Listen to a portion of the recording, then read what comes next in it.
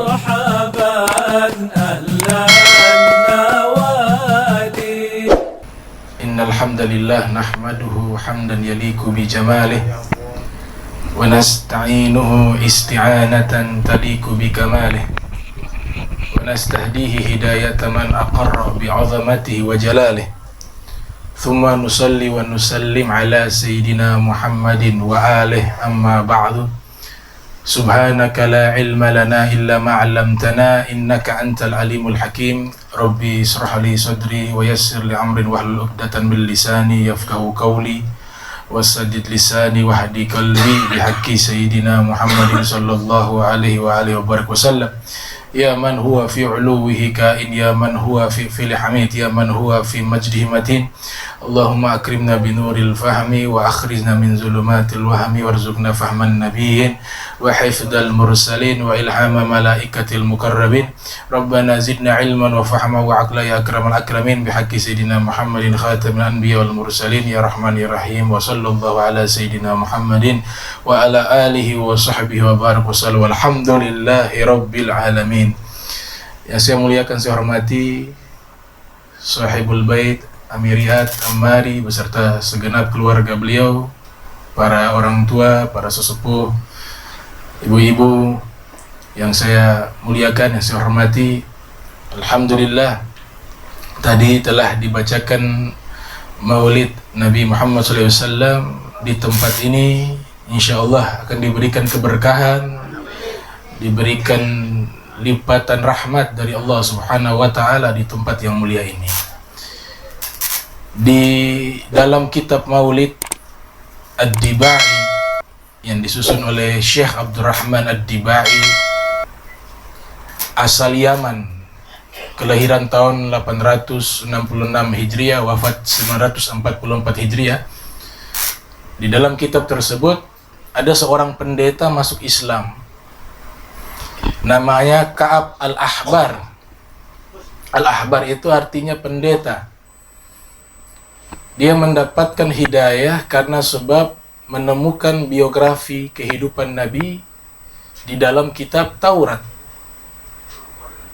Jadi dia membaca kitab Taurat, dia dapati di dalam kitab Taurat di situ ada informasi tentang Nabi kita Muhammad sallallahu alaihi wasallam. Maka diceritakan di dalam riwayat tersebut, "Allamani abi Taurata illa sifran wahidah." Ayahku mengajarkan padaku kitab Taurat kecuali satu lembar. Kana yakhtimuhu wa yudkhiluhu sunduk. Dia masukkan di dalam sampul dan memasukkan ke dalam sunduk satu peti selembar tersebut. Falamma mata abi fatahtuhu. Ketika ayahku meninggal dunia, aku membuka peti tersebut. Fa idzan kana fihi nabiyyun yakhruju akhiraz zaman. Mauliduhu bi Makkah wa hijratuhu bil Madinah wa sultanuhu bisyam. Ternyata lembaran tersebut berisikan informasi akan muncul seorang nabi akhir zaman yang lahir di kota Makkah, hijrah di kota Madinah, dan kekuasaannya sampai ke negeri Syam. Negeri Syam ini sekarang mencakup 4 negara: Suriah, Palestina, Jordania, Libanon. Nah, zaman dulu namanya Syam. Dan itu terbukti kekuasaan Nabi kita Muhammad SAW bahkan sampai ke Persia di masa khilafah Umar ibn Khattab radhiyallahu ta'ala anhu arda. Ka'ab Al-Ahbar ini seorang tabi'in. Dia tidak bertemu dengan Nabi, tapi dia belajar langsung kepada sahabat-sahabat Nabi Muhammad SAW. Ada 2 tabi'in yang mereka itu masuk Islam karena sebab membuat kajian terhadap kitab-kitab samawi, kitab Taurat, kitab Injil. Mereka temukan di dalam kitab-kitab mereka informasi akan munculnya seorang nabi penutup bernama Sayyiduna Muhammad sallallahu alaihi wasallam. Salah satunya bernama Wahab ibnu Munabbih. Nah, Wahab ibnu Munabbih juga seorang ahli kitab, menguasai kitab-kitab Taurat, kitab-kitab Injil yang asli ya, yang original, yang masih asli. Sebab itu didapati di dalam riwayat-riwayat Israiliyat, cerita-cerita nabi-nabi terdahulu kebanyakan riwayat dari Wahab ibnu Munabbih, karena beliau menguasai kitab Taurat wal Injil. Beliau masuk Islam, kasusnya sama dengan Ka'ab al-Ahbar. Ditemukan di dalam kitab Taurat, kitab Injil, informasi akan munculnya seorang nabi yang bernama Sayyiduna Muhammad sallallahu alaihi wasallam, yang disebut sebagai Khatamun Nabiyyin, penutup para nabi, yang disebut dengan Sayyidul Anbiya wal Mursalin, pemimpin para nabi, para rasul, yang bernama Sayyiduna wa Maulana Muhammad sallallahu alaihi wasallam, masuk Islam. Tabi'in juga, beliau belajar kepada sahabat bernama Abu Hurairah. Abu Hurairah nama aslinya Abdurrahman ibnu Sahr. Dulu namanya Abdu Syams, hamba penyembah matahari. Kemudian masuk Islam, Nabi mengganti namanya menjadi Abdurrahman. Wahab ibnu Munabbih juga memiliki saudara namanya Hamman ibnu Munabbih yang mencatat semua riwayat-riwayat hadis yang disampaikan oleh Abu Hurairah. Abu Hurairah tidak menulis hadis Nabi tapi menghafal. Nah, muridnya Hamman inilah yang mencatat hadis-hadis riwayat Abu Hurairah. Abu Hurairah punya anak perempuan, menikah dengan seorang tabi'in yang ahli takwil mimpi dan ahli fikih, bernama Imam Sa'id ibnu Musayyib, menikah dengan putrinya Abi Hurairah. Jadi nama Nabi Muhammad itu sudah terkenal, ibu-ibu sekalian. Di semua kitab-kitab suci itu ada nama Nabi Muhammad. Bahkan ukiran di arsy-Nya Allah, di situ ada nama Nabi Muhammad. Nabi Adam pertama kali Allah Ta'ala berikan ruh di dalam jasadnya, pertama pandangan mata yang ia lihat adalah La ilaha illallah Muhammad Rasulullah. Itu tulisan yang pertama kali beliau lihat. Lamma khalaqallahu Adam, ketika Allah ciptakan Nabi Adam, Nabi Adam iktarafal khati'ah, Allah melarang memakan buah khuldi, kemudian dimakan, kemudian minta ampun kepada Allah, Allah tidak menerima. Kemudian ketika dia melihat di arsy Allah tertulis nama La ilaha illallah Muhammad Rasulullah, maka dia berdoa membawa nama Nabi Muhammad. Kemudian Allah Ta'ala ketika mendapatkan doa yang isinya ada nama Nabi Muhammad, Allah bertanya kepada Adam, Ya Adam, kaifa arafta Muhammada walam akhluqhu ba'du. Wahai Adam, dari mana kau mengenali nama Muhammad? Padahal Nabi Muhammad pun aku belum ciptakan. Masih berupa cahaya, tapi fisik belum diciptakan. Jadi segala sesuatu yang ada di alam semesta ini itu tercipta dari percikan cahaya Nabi Muhammad. Itu yang disebutkan dalam Maulid Ad-Dibai, Inna Quraisyan kanat nuran baina yadayillahi azza wa zal qabla an yakhluqa Adam bi alfai amin yusabbihu dhalika an-nur wa tusabbihu al-malaikatu bitasbih falamma khalaqallahu Adam alqa dhalika an-nur fi sulbihi. Dalam nusakh yang lain fi tinatih. Kalau tinatih itu tanah lihat. Kalau fi sulbihi tulang punggung. 2000 tahun sebelum Nabi Adam diciptakan, cahaya Nabi Muhammad sudah diciptakan. Maka Allah bertanya, ini secara fisik belum saya ciptakan, tapi engkau mengetahui nama tersebut. Kaifa arafta Muhammadan walam akhluqhu ba'du. Dari mana kau mengenali nama Nabi Muhammad sedangkan aku belum menciptakannya? Maka Nabi Adam menjawab, Lamma nafahta fiyya min ruhik rafa'tu ra'si fara'aitu ala qawaimil arsy maktuba la ilaha illallah Muhammadur Rasulullah. Ketika engkau tiupkan ruh ke jasadku, maka aku pun hidup dan memandang dengan pandangan mata, aku melihat di arsy tertulis La ilaha illallah Muhammadur Rasulullah.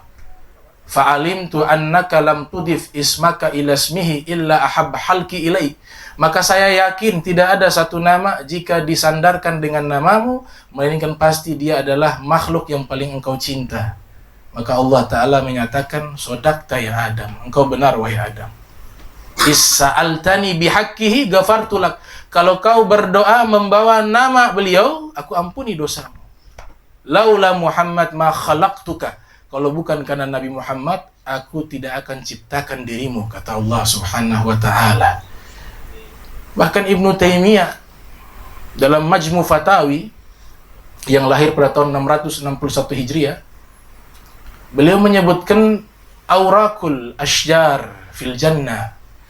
Daun-daun yang ada di pohon-pohon surga, itu ada tulisan di daun tersebut. Tulisannya apa? Muhammad. Pintu-pintu surga ada tertulis nama Nabi Muhammad. Pohon-pohon dalam surga ada tertulis nama Nabi Muhammad sallallahu alaihi wasallam. Nama beliau sudah dikenal sebelum beliau ada di dunia. Nama beliau sudah dikenali oleh seluruh para nabi, para rasul sebelum beliau dilahirkan, diutus ke dunia ini. Wa rafa'na laka dzikrak. Kami tinggikan namamu, kata Allah Subhanahu wa Ta'ala. Nabi bertanya kepada malaikat Jibril, ya Jibril, apa arti dari wa rafa'na laka dzikrak? Kami Allah tinggikan namamu. Jibril bertanya kepada Allah, ya Rabb, kekasihmu bertanya, apa tafsiran dari firmanmu wa rafa'na laka dzikrak? Telah kami tinggikan namamu. Kemudian Allah menjawab, katakan kepada kekasihku Sayyidina Muhammad sallallahu alaihi wasallam, idza dzukirtu dzukirta ma'i. Kalau nama saya disebut, maka nama dia juga disebut. Idza dzukirtu dzukirta ma'i. Apabila namaku disebut, maka namamu juga disebut. Kan tidak terpisah.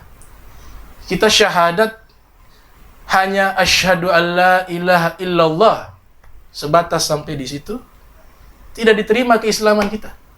Kalau ada mu'allaf mau masuk Islam, dia syahadatnya asyhadu alla ilaha illallah, tidak menambah wa asyhadu anna Muhammad Rasulullah, maka tidak sah kecuali dua-duanya dibaca, asyhadu alla ilaha illallah wa asyhadu anna Muhammad Rasulullah, baru diterima keislamannya. Gak bisa dipisah nama Allah dengan nama Nabi Muhammad SAW. Azan 5 waktu, asyhadu alla ilaha illallah wa asyhadu anna Muhammad Rasulullah. Makanya ada sastrawan sahabat bernama Hassan bin Thabit. Beliau menyatakan dalam syair, wa dhammal ilahu ismahu ila ismihi idza qala fil khamsi al muadzinu ashhadu wa syaqqa lahu min ismihi liyuzillahu fadul arsy mahmudun wa hadza Muhammadu. Allah menggabungkan namanya dengan nama Nabi Muhammad. Apabila muadzin melantunkan azan di salat 5 waktu, ketika menyebut asyhadu alla ilaha illallah, maka setelahnya menyebut nama Nabi Muhammad, wa asyhadu anna Muhammad Rasulullah. Diambil nama beliau dari nama Allah yang Maha Agung. Ini Allah pemilik arsy yang mulia, dan inilah Nabi Muhammad manusia yang paling mulia. Jadi Allah muliakan Rasul. Allah pilih mana nih leluhur-leluhur Nabi itu diseleksi oleh Allah. Cari gen-gen yang terbaik. Mencari manusia-manusia yang baik, yang pilihan. Baru mereka dipilih oleh Allah untuk dititipkan cahaya Nabi Muhammad lewat nasab mereka.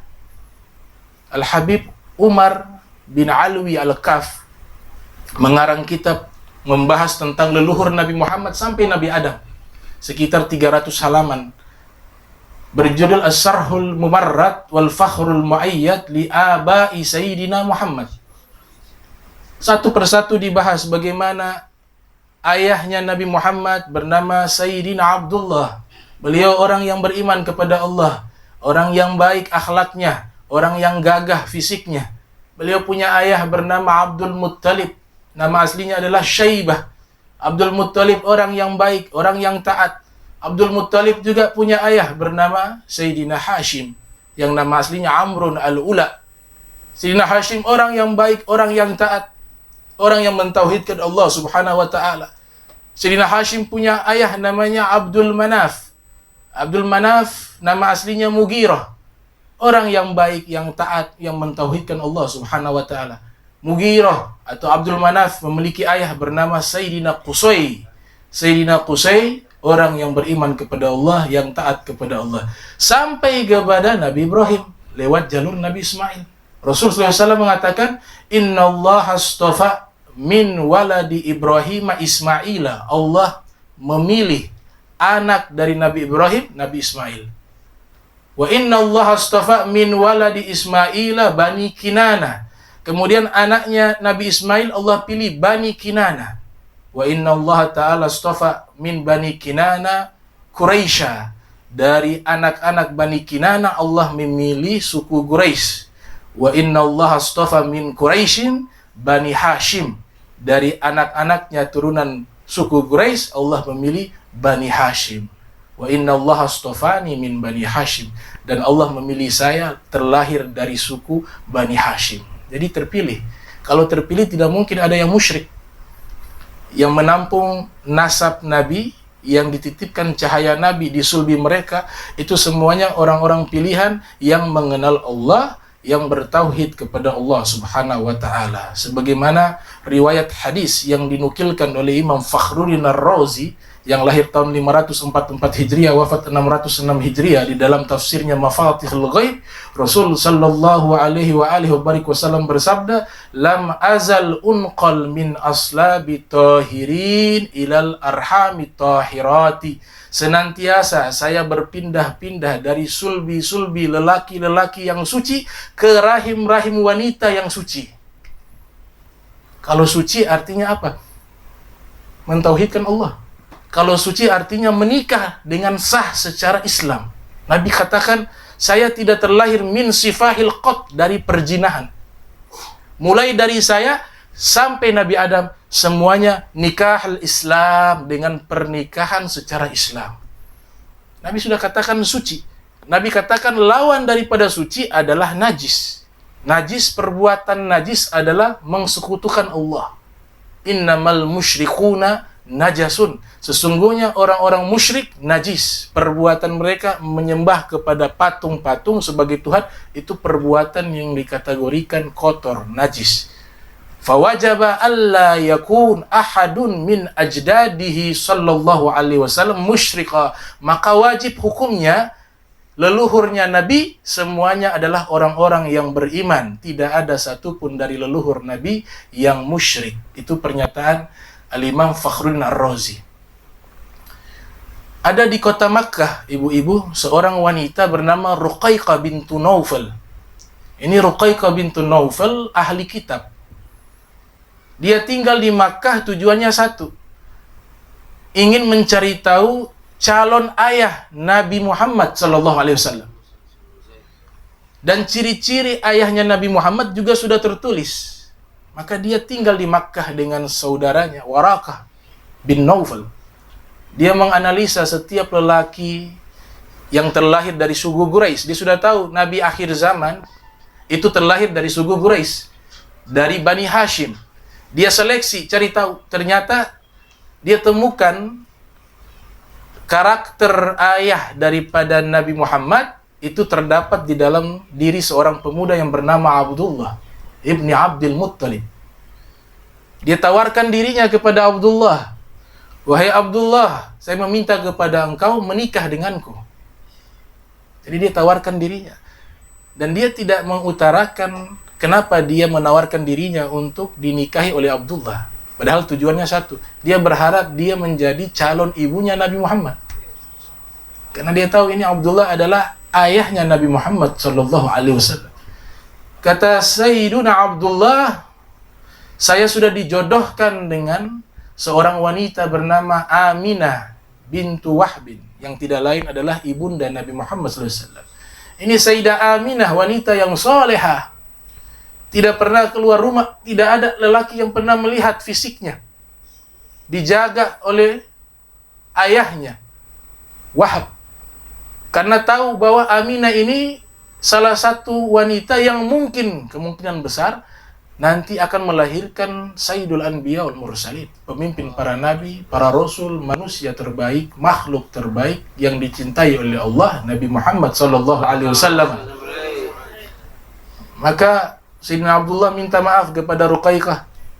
Saya tidak bisa karena saya sudah dijodohkan dengan Aminah bintu Wahb. Pergilah ini wanita. Kemudian menikahlah Sayyidina Abdullah dengan Sayyidah Aminah. Riwayat ini disebutkan dalam kitab As-Sirah Nabawiyah karya Ibni Hisham, termasuk kitab sejarah Nabi yang klasik. Sekitar abad kedua Hijriah ditulis kitab ini. Setelah menikah, waktu berjalan, Sayyidah Aminah mengandung. Datanglah Ruqayyah menemui Abdullah. Datang ke rumahnya Abdullah. Kemudian Sayyidina Abdullah keluar, membuka pintu. Ternyata di depan pintu sudah ada Ruqayyah. Sayyidina Abdullah mengatakan, "Wahai fulanah, mohon maaf saya sudah menikah. Sekarang istri saya sudah mengandung." Kata Ruqayyah, "Saya datang kemari bukan meminta hal yang sama ketika saya datang ke sini, yaitu meminta engkau menikah dengan saya, tidak. Tapi saya datang ke sini mau menjelaskan kenapa waktu itu saya meminta engkau menikah dengan saya. Tujuannya satu, saya berharap saya menjadi calon ibu dari Nabi Muhammad SAW. Sekarang saya sudah tidak butuh lagi meminta kepadamu untuk menikah dengan saya. Karena cahaya Nabi Muhammad sekarang sudah berpindah kepada Aminah binti Wahb. Karena sudah hamil, itu cahaya berpindah ke tubuhnya, ke perutnya Sayyidah Aminah binti Wahb. Detik-detik kelahiran beliau itu luar biasa. Beliau lahir, kalau di konferensi ke-Masehi disebut oleh Sofiur Rahman Al-Mubarakfuri dalam kitab Ar-Rahiqul Makhtum, lahir tahun 571 Masehi, tanggal 22 April. Kenapa 22 April? Karena Sofiur Rahman Al-Mubarakfuri berpendapat Nabi lahir tanggal 9 Rabiul Awal. Tapi kalau kita ikuti qaul masyhur, pendapat yang populer 12 Rabiul Awal, maka jatuh pada tanggal 25 April tahun 571 Hijriah. Dilahirkan pada hari Senin. Karena Nabi yang menyatakan Nabi lahir pada hari Senin. Ditanya, su'ila Rasul sallallahu alaihi wasallam an saumihi fi yaumil Itsnin. Nabi ditanya, "Kenapa engkau puasa hari Senin ya Rasulullah?" Nabi menjawab, "Dzaka yaumun wulidtu fih." Di hari Senin itu aku dilahirkan. Makanya hari Senin itu kesepakatan ulama bahwa Nabi dilahirkan pada hari Senin. Kesepakatan para ulama juga Nabi lahir di tahun gajah. Tapi kapan terjadinya tahun gajah itu terjadi perbedaan pendapat. Sebagian ulama mengatakan 30 hari sebelum Nabi lahir terjadi peristiwa dibinasakan Raja Abraha dengan pasukan bergajah. Sebagian ulama mengatakan 40 hari sebelum Nabi lahir Allah binasakan pasukan tersebut, pasukan bergajah. Sebagian ulama mengatakan 50 hari sebelum Nabi Muhammad lahir Allah binasakan pasukan bergajah. Karena pada waktu itu tahun belum ada, Hijriah belum ada. Yang ada Masehiyah. Tapi di Jazirah Arab tidak menggunakan Masehiyah. Mereka menggunakan peristiwa yang terjadi yang besar dalam perspektif sejarah, dijadikan itu patokan tahun mereka. Nah, sejarah yang terjadi di masa-masa detik-detik kelahiran Nabi, sejarah besar yang terjadi yaitu Allah binasakan daripada pasukan bergajah dari Yaman yang dipimpin oleh Abraha. Turunlah firman yang mendokumentasikan sejarah tersebut di dalam surat Al-Fil. Alam tara kaifa fa'ala rabbuka bi ashabil fil alam yaj'al kaidahum fi tadlil wa arsala alaihim tayran ababil tarmihim bihijaratin min sijil faja'alahum ka'asfin ma'kul. Ada Muftil Haramain bernama As-Sayyid Ahmad Zaini Dahlan. Beliau mengarang kitab As-Sirah Nabawiyah, sejarah Nabi Muhammad. Sirah Nabawiyah ilmun yabhathu fi hayati Rasulillah sallallahu alaihi wasallam munzu maulidihi ila hina wafatihi. Definisi daripada Sirah Nabawiyah adalah satu bidang ilmu yang membahas kehidupan Nabi Muhammad sallallahu alaihi wasallam sejak lahirnya beliau hingga wafatnya beliau. Itu namanya ilmu As-Sirah An-Nabawiyah. Beliau lahir di waktu fajar. Nabi lahir di waktu fajar. Sebagian ulama mengatakan sepertiga malam di waktu malam itu waktu mustajab, dijadikan waktu mustajab. Karena peristiwa itu berkaitan dengan detik-detik kelahiran Nabi Muhammad SAW. Allah abadikan detik kelahiran Nabi menjadi waktu tersebut waktu mustajab, waktu yang diijabah doa. Hadir Sayyidah Maryam, Sayyidah Asia bintu Muzahim, ikut membantu proses persalinan Nabi Muhammad. Datang bidadari-bidadari Allah Ta'ala utus. Ini dari perspektif tasawuf. Kalau sejarah kan ilmiah. Kita punya ilmu agama itu dua.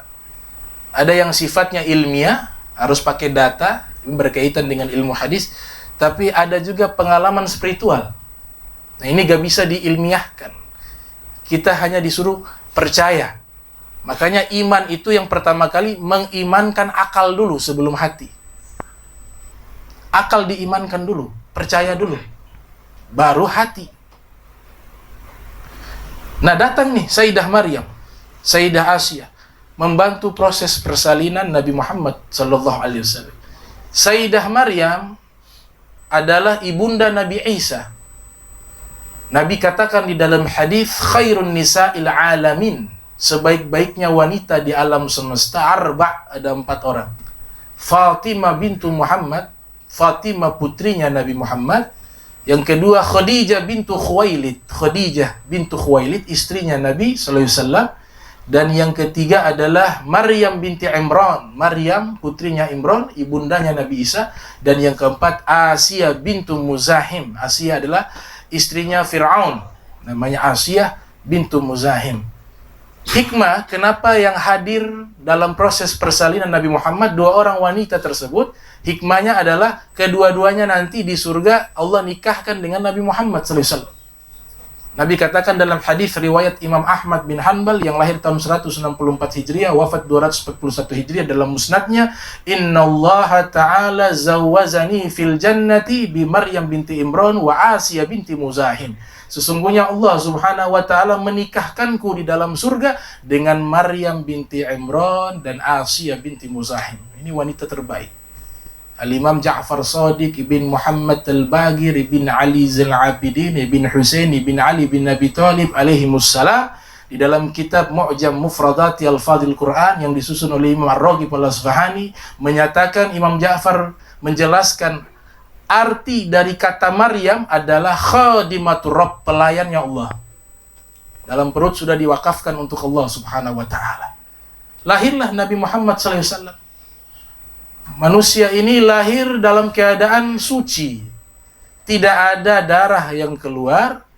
Kemudian jari beliau menunjukkan isyarat ke langit. Makna isyarat ke langit, bukan Allah tinggal di langit, tapi kedudukan Allah maha tinggi. Makanah laisal makan, pangkat bukan tempat. Karena Allah tidak butuh tempat. Kalau membutuhkan tempat, kita makhluk. Kita butuh tempat. Kita butuh terikat dengan waktu. Kita terikat dengan keadaan. Waktu, tempat, keadaan. Kita butuh itu. Kalau butuh berarti makhluk. Allah tegaskan di dalam firman-Nya, surat yang disebut oleh Nabi, Qul huwallahu ahad ta'dilu thulutsal Qur'an. Qul huwallahu ahad sama atau sebanding dengan sepertiga isi Al-Qur'an. Qul huwallahu ahad, Allahu somad.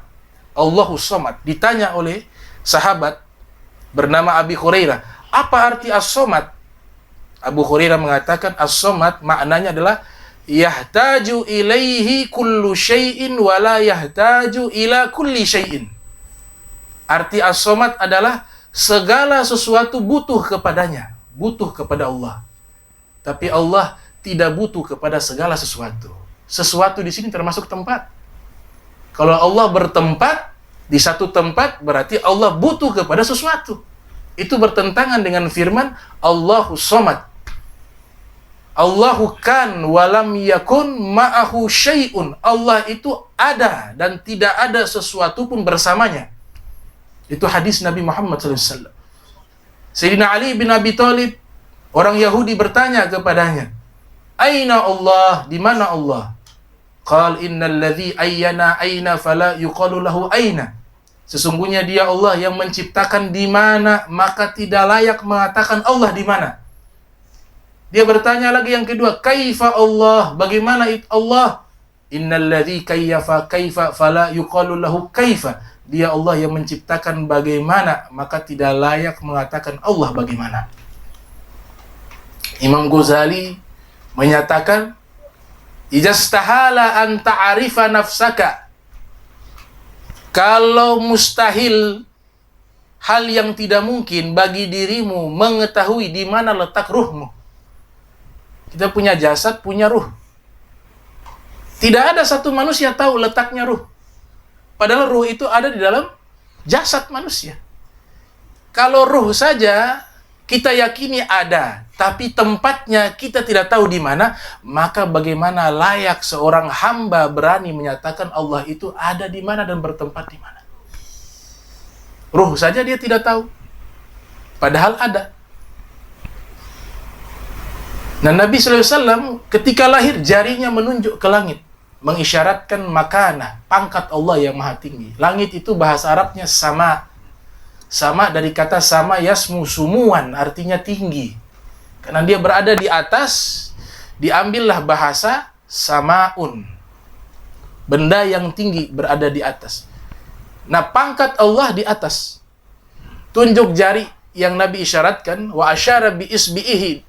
Nabi isyaratkan dengan jari telunjuknya ke langit, menunjukkan makanah, pangkat Allah maha tinggi. Nabi membaca zikir ketika lahir, keluar dari lisannya, subhanallah walhamdulillah wa la ilaha illallah wallahu akbar. Ini riwayat disebutkan oleh Syekh Nawawi Al-Bantini dalam kitab Nuruz Zalam, Syarah Aqidatil Awam. Lahirlah sosok Nabi kita Muhammad sallallahu alaihi wasallam. Allah berikan sifat wajib. Kalau kita belajar ilmu teologi Islam atau ilmu kalam, ilmu akidah, ilmu iman, ilmu tauhid, itu disebut para nabi punya sifat wajib. Arsala anbiya dzawil fatana bisidqi wat tablighi wal amanah wa jaizun fi haqqihim min aradi bi ghairi naqsin ka khafifi maradi ismatuhum kasairil malaikah wajibatun wa fadlun malaikah. Dalam kitab Aqidatul Awam, Allah mengutus para nabi diberikan 4 sifat wajib. Yang pertama fatona. Semua nabi pintar. Gak ada nabi yang bodoh. Semua nabi cerdas. IQ-nya di atas rata-rata.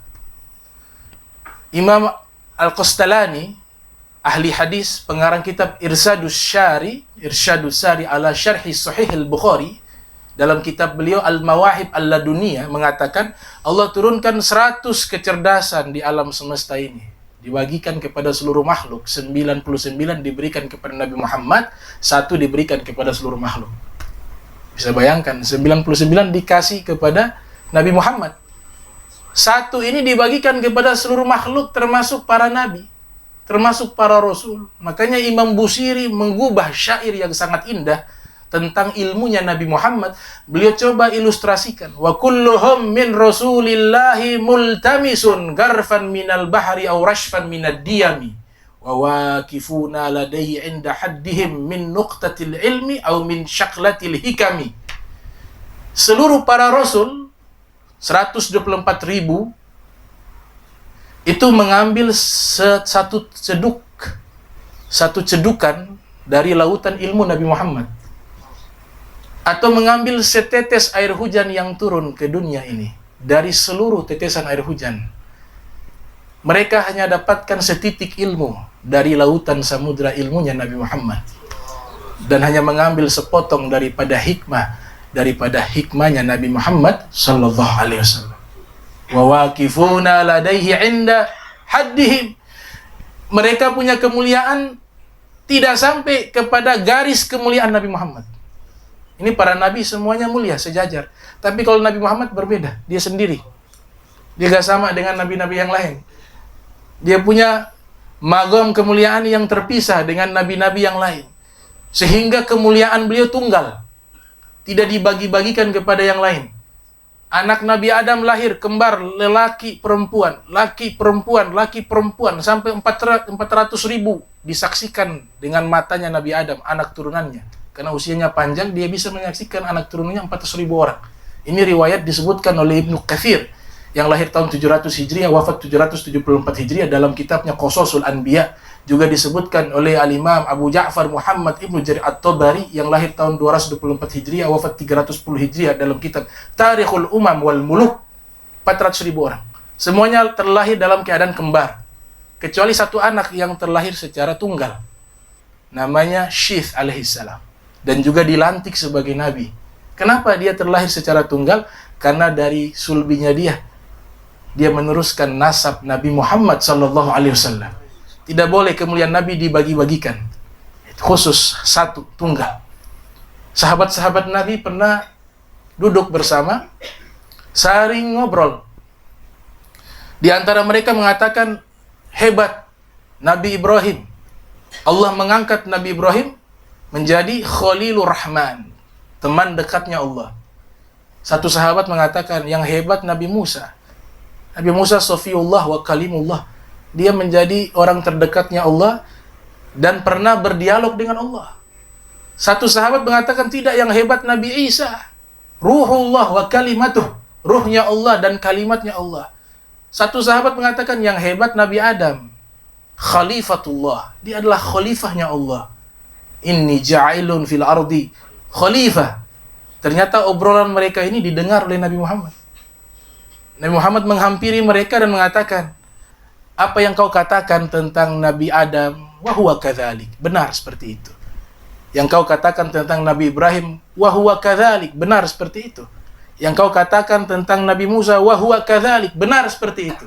Yang kau katakan tentang Nabi Isa, wa huwa kadzalik, benar seperti itu. Ala wa ana habibullah wala fakhar. Tapi ketahuilah, saya kekasih Allah, wala fakhar, saya tidak bangga. Ala wa ana awwalu man yuharriku hilakal jannah. Ketahuilah, saya adalah orang yang pertama kali membuka pintu surga, wala fakhar, tapi saya tidak bangga. Ketahuilah, saya adalah orang yang diizinkan memberikan syafaat di hari kiamat, dan satu-satunya yang bisa memberikan syafaat di hari kiamat, wala fakhar, saya tidak bangga. Ala wa ana akramul awwalin wal akhirin wala fakhar. Ketahuilah, saya makhluk yang paling mulia di alam semesta ini, wala fakhar, saya tidak bangga dengan hal itu. Itu kemuliaan Rasul sallallahu alaihi wasallam. Alhamdulillah, mudah-mudahan ini keberkahan daripada Nabi Muhammad sallallahu alaihi wasallam. Kita sering sebut nama beliau, apalagi kita bersalawat, kita yakin bahwa itu akan sampai kepada beliau. Ya. Orang yang dekat dengan Nabi di hari kiamat yang paling banyak mengucapkan salawat dan salam kepada Nabi Muhammad. Inna akraban nas bi yaumal qiyamah aktsaruhum alayya salatan. Manusia yang paling dekat denganku di hari kiamat yang paling banyak mengucapkan salawat dan salam kepadaku, kata Nabi Muhammad sallallahu alaihi wasallam. Sallu alayya haitsu ma kuntum fa inna salatakum tablughuni. Bersalawatlah kepadaku dimanapun kalian berada, sesungguhnya salawat kalian sampai kepadaku. Bismillahirrahmanirrahim. Alhamdulillahirabbil alamin. Allahumma salli wa sallim ala sayyidina Muhammadin wa ala ali sayyidina Muhammad. Allahumma jam'ana hadza jam'a marhuma wa tafarraqan min ba'di tafarraqa ma'suma wa la tajal minna wa la minna syaqi wa la mahruma. Allahumma nadzih qulubana 'ani ta'alluqi biman dunak waj'alna min qaumin tuhibbuhum wa yuhibbunak. Subhanaka bihamdika asyhadu an la ilaha illa anta astaghfiruka wa atubu ilaihi. Wa sallallahu ala Muhammadin wa ala alihi wa sahbihi wa barik wa sallam ila hadratin nabi. Al-Fatihah. Bismillahirrahmanirrahim. Alhamdulillahirabbil alamin arrahmanir rahim maliki yaumiddin. Iyyaka na'budu wa iyyaka nasta'in ihdinas siratal mustaqim siratal ladzina an'amta 'alaihim ghairil maghdubi 'alaihim waladdallin. Subhanaka Allahumma tahiyyatuhum fiha salam wa ahibda walhamdulillahirabbil alamin wa la minkum wassalamu alaikum warahmatullahi wabarakatuh.